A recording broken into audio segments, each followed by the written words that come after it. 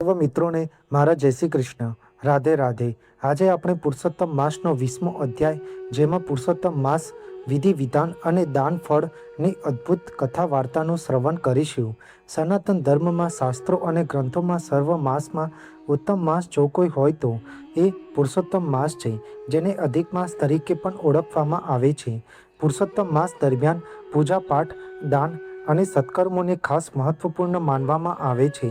આ માસ દરમિયાન કરવામાં આવતા દાન પુણ્ય અનંત ગણું પુણ્ય લાવે છે. તેથી લોકો ઉદારતાથી ગરીબોને ભોજન, વસ્ત્રો અને અન્ય આવશ્યક વસ્તુઓનું દાન કરે છે, જેનાથી ભગવાન વિષ્ણુના આશીર્વાદ સાથે સુખ અને સમૃદ્ધિ મળે છે. આ મહિના દરમિયાન ઓમ નમો ભગવતે વાસુદેવાય મંત્રનો જાપ કરો, શ્રીમદ ભગવદ્ ગીતાનો પાઠ કરવો અને નદીમાં પવિત્ર સ્નાન કરવાનો વિશેષ મહિમા રહેલો છે. પુરુષોત્તમ માસમાં મહિલાઓ દ્વારા માટીમાંથી બનાવેલી કાંઠા ગોરમાની મૂર્તિ, જેની ભક્તિ ભાવથી પૂજા અર્ચના કરવામાં આવે છે. મહિલાઓ દ્વારા દરરોજ ગોરમાની પૂજા આરતી, કથા તેમજ ભજન કીર્તન કરવામાં આવે છે. એક માસ સુધી આ રીતે મહિલાઓ શ્રદ્ધાપૂર્વક હર્ષોલ્લાસથી પુરુષોત્તમ માસની ઉજવણી કરે છે. પુરુષોત્તમ માસના અંતિમ દિવસે ભજન કીર્તન સાથે વાતે ગાતે ગોરમાને નદીના જળમાં વિસર્જન કરી પુરુષોત્તમ માસની પૂર્ણાહુતિ કરે છે. આમ સૌ કોઈ પુરુષોત્તમ ભગવાનનો વ્રત કરે છે. હવે પુરુષોત્તમ માસના 20મા અધ્યાયમાં પુરુષોત્તમ માસ વિધિ વિધાનની રીત વિશે જાણીશું.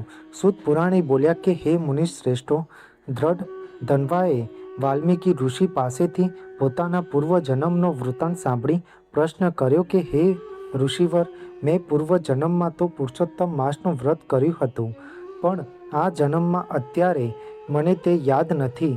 માટે મને પુરુષોત્તમ માસના વિધિ વિધાન કહો. ત્યારે વાલ્મીકી ઋષિએ દ્રઢ ધન્વાને જે કહેલ તે હું તમને કહું છું. તેથી ધ્યાનથી સાંભળો. પુરુષોત્તમ માસમાં સવારમાં વહેલા ઉઠી શૌચ સ્નાનથી પરવારી ઈશ્વરની આરાધના કરવી. રવિવારે દાંતણનો નિષેધ હોવાથી માત્ર પવિત્ર જળથી 12 કોગળા કરવા. સમુદ્ર તીરે કે તીર્થમાં સ્નાન થાય તો તે અતિ ઉત્તમ છે. તેમ ન બની શકે તો નજીકમાં કોઈ પવિત્ર નદી, તેમ ન બની શકે તો નજીકમાં કોઈ તળાવ કે કૂવામાં સ્નાન કરવું. આ સ્નાન મધ્યમ મનાય છે, જ્યારે ઘરે સ્નાન કરવું તે સામાન્ય કોટીનું મનાયેલ છે. વ્રત કરનારે પવિત્ર વસ્ત્ર પહેરવા જોઈએ. શિખા બંધન કરી દર્ભની પવિત્રી પહેરીને આચમન કરવું. પછી ખભે ઉપવસ્ત્ર નાખી પૂર્વ અથવા ઉત્તરાભિમુખ બેસી હાથ જોડી પ્રાર્થના કરી આચમન કર્યા પછી ગોપી ચંદનનું ઊભું તિલક કરવું. કપાળમાં ગોપી ચંદનનું કે ચરણામૃતનું ઉર્ધ્વપુંડ કરવું. તેની વચમાં ટપકું કરવું. આ ઉર્ધ્વપુંડમાં માતા લક્ષ્મી અને વિષ્ણુ રહે છે, જ્યારે ત્રિપુંડમાં શિવ પાર્વતી રહે છે. તે પછી પ્રાણાયામ કરી સંધ્યા કરવી. સૂર્ય ઉગ્યા પછી ગાયત્રી ચાલીસાનો પાઠ કરવો. આટલી વિધિ કર્યા પછી પુરુષોત્તમ ભગવાનની પૂજાની શરૂઆત કરવી. બેસવાની જગ્યાને ગાયના છાણથી લીપવી.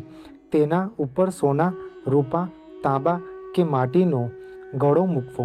આ ઘડામાં ગંગા, ગોદાવરી, કાવેરી, સરસ્વતી વગેરેનું આહ્વાન કરી પુષ્પ, ચંદન, અક્ષત, અધ્ધર્ય, ધૂપ, દીપ, નિવેદ આદિથી કળશનું પૂજન કરીને તેના ઉપર તાંબાનું તરભાણું ઢાંકી દઈને તેના ઉપર પીળું વસ્ત્ર ગોઠવવું.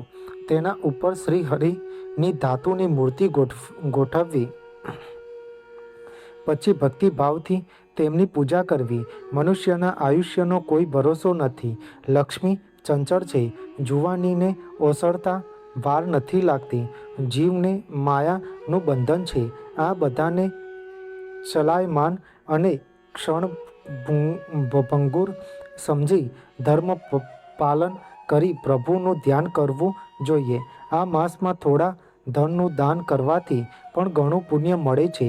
આ માસમાં સ્નાન, ધ્યાન, દાન, જપ, પૂજન આદિ કરવા. બધી નદીઓમાં ગંગા ઉત્તમ છે. વૃક્ષોમાં કલ્પવૃક્ષ, રત્નોમાં ચિંતામણી, ગાયોમાં કામધેનુ, પુરુષોમાં રાજા, શાસ્ત્રોમાં વેદ, તેમજ વ્રતો કે પુણ્યમાં પુરુષોત્તમ માસ જેવો કોઈ ઉત્તમ નથી. બધા વ્રતોમાં એટલે પુરુષોત્તમ માસનું વ્રત સર્વોત્તમ ગણાય છે. શ્રી બૃહદ નારદીય પુરાણના પુરુષોત્તમ મહાત્મ્યનો પુરુષોત્તમ માસનો વિધિ વિધાન નામનો 20મો અધ્યાય સંપૂર્ણ. બોલો પુરુષોત્તમ ભગવાનની જય. હવે પુરુષોત્તમ માસમાં કહેવામાં આવતી અનેક પવિત્ર કથાઓમાં દાન ફળની વાર્તા ખૂબ જ પ્રસિદ્ધ છે. તેથી આજે આપણે દાન ફળની અદ્ભુત વ્રત કથાનું શ્રવણ કરીશું. એક સુંદર મજાનું ગામ હતું. તે ગામમાં પટેલ અને પટલાણી રહેતા હતા. તેમને એક દીકરો હતો. પટેલ ખેડૂત હતા. તેઓ ખેતી કામ કરતા હતા. પટેલ અને તેમનો દીકરો સવારે ખેતરમાં જાય ને સાંજે ઘરે પાછા આવે એટલે પટલાણી ઘરનું કામકાજ પતાવી ભોજન તૈયાર કરી પતિ અને દીકરા માટે ભાથું લઈને ખેતરે જાય. બપોરે ત્રણેય સાથે બેસીને જમે. જમ્યા પછી થોડો આરામ કરી ત્રણેય કામે લાગી જાય. સંધ્યા સમયે ત્રણેય જણ ખેતરેથી ઘરે પાછા આવી જાય. ભોજન કર્યા પછી રાતે ત્રણેય જણ ભજન કીર્તન કરે. ત્રણેયના મન સાફ હતા. તેઓ કદી કોઈનું ખરાબ વિચારે નહીં. એવામાં પુરુષોત્તમ માસ આવ્યો. પટેલ પટલાણીએ વિચાર કર્યો કે આ વખતે ગંગામાં સ્નાન કરીએ તો અધિક ફળ મળે. એટલે પટેલે 2 ગાડા જોડ્યા. 2 ગાડામાં ઘરવખરી ભરી એક ગાડામાં પટેલ બેઠા અને બીજા ગાડામાં તેમનો દીકરો અને પટલાણી બેઠા. આમ પટેલ ઘરવખરીના 2 ગાડા ભરીને કુટુંબ સાથે ગંગા નાહવા ચાલી નીકળ્યા. ત્રણેય ભગવાનનું સ્મરણ કરતા જાય અને રસ્તો કાપતા જાય. આમ અડધે રસ્તે આવ્યા. બપોરનો સમય થયો. કકડીને ભૂખ લાગી હતી. તેથી તેમણે એક ઝાડ નીચે ગાડા છોડી હાથ પગ ધોઈ જમવા બેઠા. આ બાજુ પુરુષોત્તમ ભગવાનને પોતાના ભક્તનું પારખું કરવાની ઈચ્છા થઈ. તેઓ સંન્યાસીનું રૂપ લઈ જ્યાં પટેલ કુટુંબ જમવા બેઠું હતું ત્યાં આવ્યા. સંન્યાસીને આવેલ જોઈ પટેલ કુટુંબે તેમને નમસ્કાર કર્યા અને પ્રસાદ લેવા વિનંતી કરી. ત્યારે સંન્યાસી બોલ્યા કે મને જરા પણ ભૂખ નથી. મારે ગંગા સ્નાન કરવા જવું છે. જો તમે મને 2 ગાડામાંથી એક ગાડું આપો તો હું તેમાં બેસીને જડ ગંગાજીએ પહોંચી જાઉં. પટેલ તો જરાય વિચાર કરવા ન રોકાયા. ગાડામાંથી ઘરવખરી પણ ઉતારી સીધી બળદની રાસ સંન્યાસીના હાથમાં આપી દીધી. સંન્યાસી ગાડામાં બેસી ધીમે ધીમે આગળ જવા લાગ્યા. જોતજોતામાં એ ગાડું અદૃશ્ય થઈ ગયું. પટેલે સંન્યાસીને ગાડું આપી દીધું. એનાથી પટલાણી અને પુત્રને જરા પણ દુઃખ ન થયું. તેઓ બંને પટેલને કહેવા લાગ્યા કે ગંગા નદી હજુ ઘણી દૂર છે. ચાલીને ત્યાં પહોંચાશે નહીં. માટે આ ગાડામાં બેસી જાઓ. પણ પટેલ ના પાડી. કહ્યું કે તમે ગાડું લઈને આગળ વધો. હું તમારી પાછળ જ આવું છું. મા દીકરો ગાડું લઈને આગળ વધ્યા. પટેલ ગાડા પાછળ ચાલ્યા આવે છે. ચાલતા ચાલતા પટેલ પ્રભુના ગુણગાન ગાવામાં રસ્તો ભૂલી ગયા. પટેલ ભૂલા પડ્યા અને જઈ ચડ્યા અઘોર વનમાં. ત્યાં નથી પાણી કે નથી ફળફળાદી. તોય પટેલ હિંમત હાર્યા વગર ચાલતા જ રહ્યા. આમ તે 3 દિવસ સુધી ભૂખ્યા અને તરસ્યા ચાલતા રહ્યા. હવે તેમનામાં ચાલવાની શક્તિ રહી નહીં. ત્યારે પટેલ એક ઝાડ નીચે થાક ખાવા બેઠા.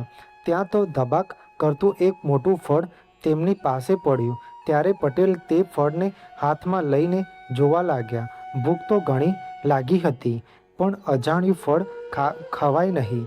પછી પટેલ થોડોક થાક ખાઈ ઊભા થયા. ફળ પોતાની સાથે લીધું અને વિચાર કર્યો કે રસ્તામાં કોઈ મળશે તો પૂછી લઈશ. ખવાતું હશે તો ખાઈશ, નહીતર તો ફેંકી દઈશ. તેઓ થોડું આગળ ચાલ્યા અને રસ્તામાં તેમણે એક શિવાલય જોયું. પછી તેઓ શિવાલયમાં અંદર પ્રવેશ કર્યો. ત્યાં થોડીવાર બેઠા. પટેલ 3 દિવસના ભૂખ્યા તરસ્યા ભગવાન શિવને યાદ કરતા રહ્યા. ત્યારે ભગવાન શિવને પટેલ ઉપર દયા આવી અને તેઓ પ્રગટ થયા. પટેલ ભગવાન શિવના ચરણમાં ઢળી પડ્યા.